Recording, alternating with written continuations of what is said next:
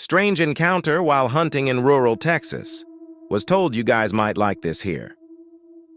This happened when I was growing up, around 2004 or 2005, when I was about 13 years old. It took place in a rural area, a good ways outside the town of Uvalde, TX. The town itself was really small back then and not much to look at. It's just one of those towns that really isn't on the way to anywhere important. My father knew someone who owned a deer lease that was about 1K acres, I think, down outside of that area, and was complaining about a ton of hogs that were tearing up their land. Being open season on hogs in the South, my dad thought he would surprise me that summer and take me down for a week to go hunting for them. Not only did that help him with networking for his job, but also gave us some quality father-son time. I remember the drive down there from Dallas was torture. It was about 7 hours in my dad's hardtop Jeep Wrangler. That car was so uncomfy, I hated it. All had to do was either stare out the window or try and beat Super Mario Land 2 on my Game Boy Pocket, something I was never able to accomplish in my youth lull. The drive obviously took most of the day, so we got there in the early evening. The owner of the land had told my dad that he hadn't had anyone lease it that year yet, and the cabin in the property might be a little rough and dusty. I didn't really care at this point in my life. I had been in scouts for a couple years and spent a lot of my free time in the woods or fishing with friends. Needless to say, I was pretty comfortable roughing it. So after unlocking the gatey and driving to the cabin on the land, we settled in. The cabin was pretty rough, dust and dirt everywhere, flies. I remember that it looked like some raccoons had gotten into the cabin and crapped on the floor.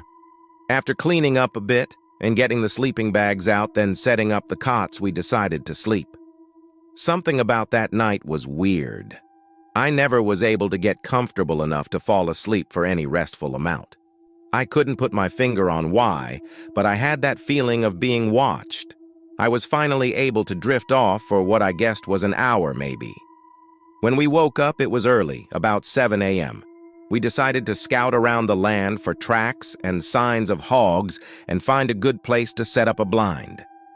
It was the summer and horribly hot in the afternoons, so morning was the best time to be out and about. After walking for an hour or so, we came to area of trees, lightly dense, and luckily found some signs of hogs.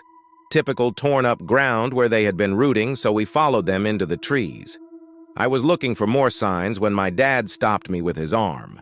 I remember looking up and seeing someone standing about 50 yards away. Some of their body was blocked by trees. This was private land, so they definitely weren't supposed to be there.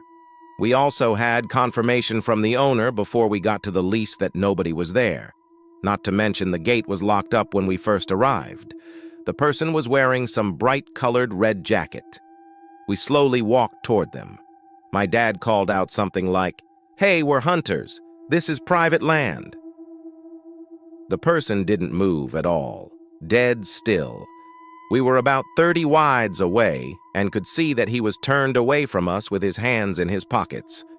Weird thing was that the person was in a ski jacket and what looked to be ski pants.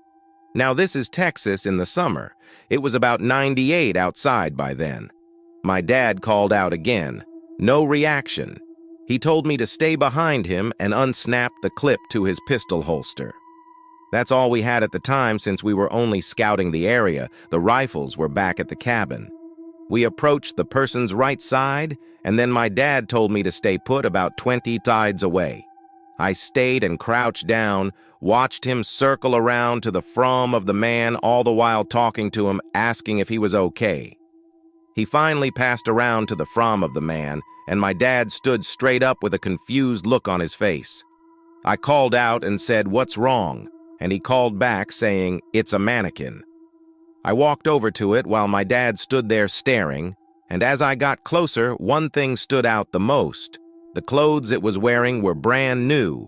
No dust, sap, bird droppings, or signs of being outside for more than day at most. At that moment, I looked at my dad and could see him get worried. Almost immediately after, I felt that feeling again, like we were being watched. And I knew my dad felt it too. I wanted to start crying. I remember feeling suddenly so scared. My dad whispered, "We're leaving right now." He grabbed my hand and drew his pistol. He scanned the area the whole way back while I was trying to hold back panicked tears. We got back as fast as we could. I was terrified, so it felt like an eternity, but in reality was only about 45 minutes max. After returning, we packed up and beat feet. We drove back home that day and didn't talk much on the way back.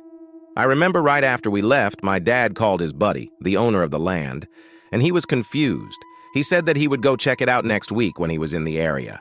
He also said that he had never had an issue with people because his property was high-fenced.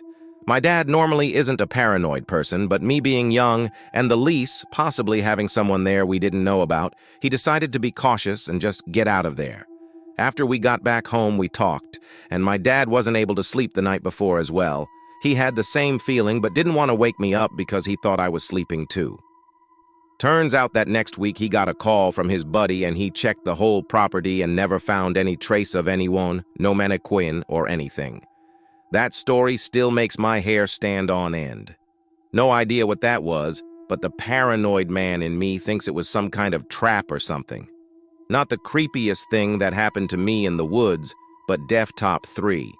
So whoever was out there, I'm glad we never met.